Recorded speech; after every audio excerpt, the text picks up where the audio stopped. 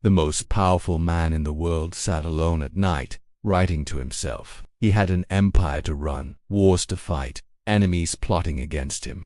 And yet, his private journal focused on one question: how do I stay calm when everything is chaos? Marcus Aurelius was the Roman emperor from 161 to 180 AD. He ruled during wars, plagues, and political upheaval. He had absolute power and endless responsibility. And every night, he wrote notes to himself, reminders on how to think clearly, act justly, and maintain inner peace despite external chaos. These notes became the Meditations, one of the most influential Stoic texts ever written. What makes Meditations unique is that it was never meant to be published. This wasn't philosophy written for an audience. It was a Roman emperor coaching himself through the hardest job in the world.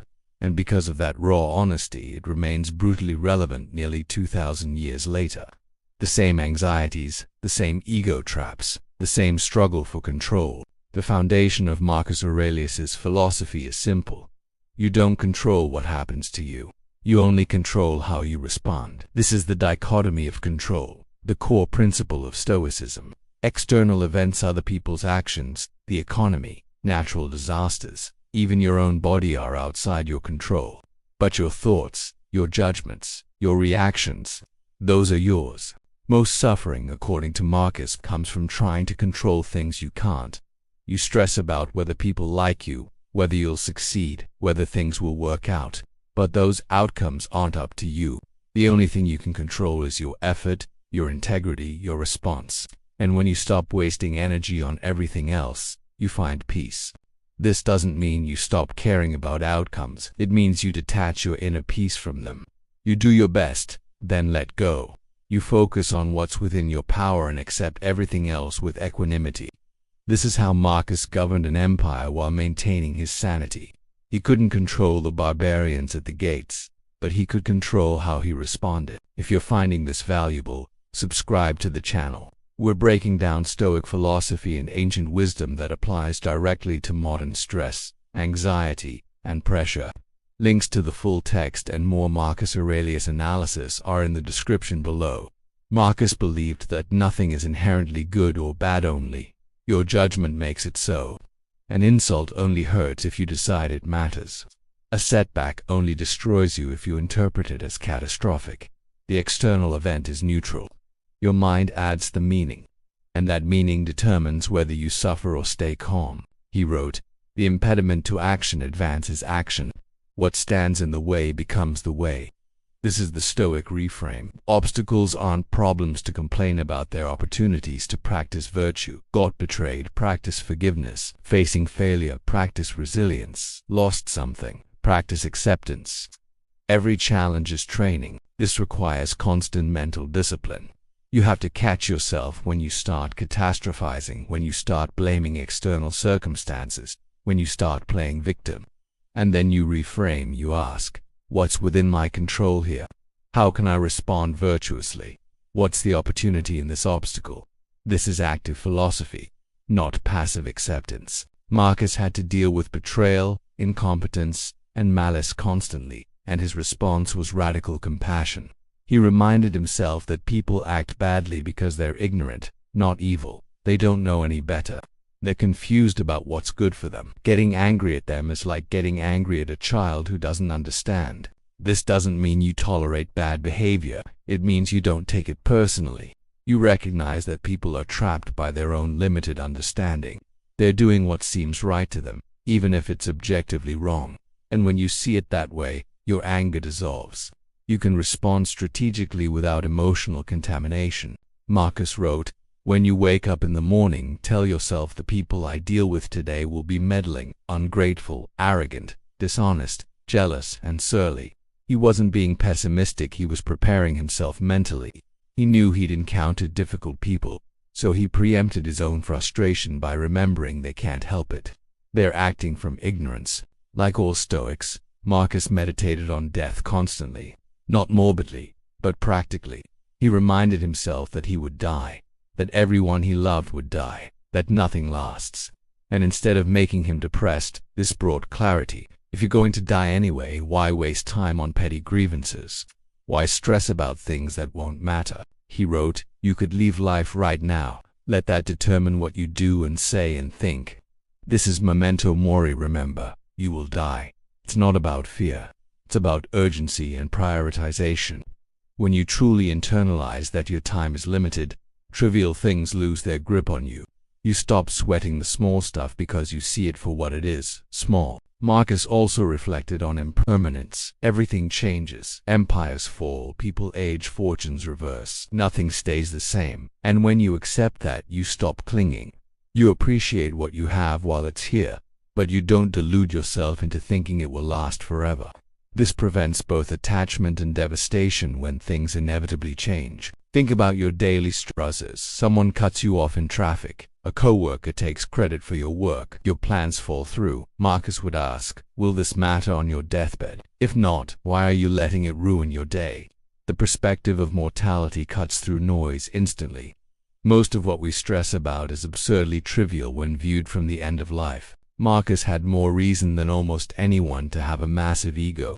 He was Emperor of Rome, the most powerful position in the world. And yet, his meditations are full of reminders to stay humble. He wrote to himself, "You are a little soul carrying a corpse." He constantly deflated his own sense of importance to avoid the trap of arrogance. He understood that ego makes you fragile. When your self-worth depends on external validation, status, praise, recognition, you're at the mercy of other people's opinions. You become reactive, defensive, desperate to maintain your image. But when you let go of ego, when you stop needing to be important, you become unshakable. He also reflected on how quickly fame fades. He pointed out that the greatest emperors before him were now forgotten. Their accomplishments meant nothing. Their reputations were dust. And if even emperors are forgotten, what makes you think your social media following will matter in 100 years? This isn't nihilism, it's perspective. Focus on virtue, not validation. Despite being a philosopher, Marcus wasn't interested in endless theorizing.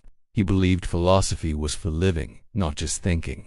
He constantly reminded himself to stop procrastinating, stop overanalyzing, and just do what needed to be done. He wrote, "Waste no more time arguing about what a good man should be. Be one." This is the Stoic bias toward action. You can't think your way to virtue. You have to practice it. You have to make decisions, take risks, and accept consequences. Sitting around contemplating the perfect choice is just another form of avoidance. Marcus knew this because he had to make life or death decisions daily. Overthinking wasn't an option. He also emphasized starting the day with intention. Every morning he reminded himself of his principles, his priorities, and his purpose. He didn't just react to whatever came at him. He set the frame mentally before the chaos began. This is the Stoic morning practice. Prepare your mind for the day ahead so you respond from principle, not impulse. So how do you actually use Marcus Aurelius's wisdom? First, practice the dichotomy of control. When something upsets you, immediately ask, is this within my control? If it's not, let it go. Focus your energy on your response, not the situation. This single shift eliminates 90% of anxiety because most of what we stress about is beyond our control. Second, reframe obstacles as opportunities. When something goes wrong, don't complain. Ask, what virtue can I practice here? Patience, resilience, creativity. Every obstacle is a chance to develop character, and the more you practice this reframe, the less reactive you become. Problems become challenges, and challenges become growth. Third, remember you will die. Not to be morbid, but to bring clarity. Ask yourself, will this matter in 5 years? On my deathbed, will I care about this argument, this slight, this inconvenience? If not, let it go now. Use mortality as a filter for what deserves your attention. Most things don't. And fourth, practice compassion for difficult people. When someone wrongs you, remember, they're acting from ignorance. They don't know better. This doesn't excuse their behavior, but it prevents you from taking it personally. You can respond strategically without emotional damage. You maintain your inner peace regardless of their chaos. Marcus Aurelius had every reason to be stressed, anxious, and egotistical. He had immense power and immense responsibility, but he chose inner peace through Stoic practice. He wrote these reminders to himself every night, coaching himself through the hardest job in history. And the fact that we're still reading his notes 2,000 years later proves their power. The meditations aren't abstract philosophy. They're a practical manual for maintaining sanity under pressure, for staying calm when everything is chaotic, for acting with integrity when it's easier to cut corners, for choosing virtue over validation.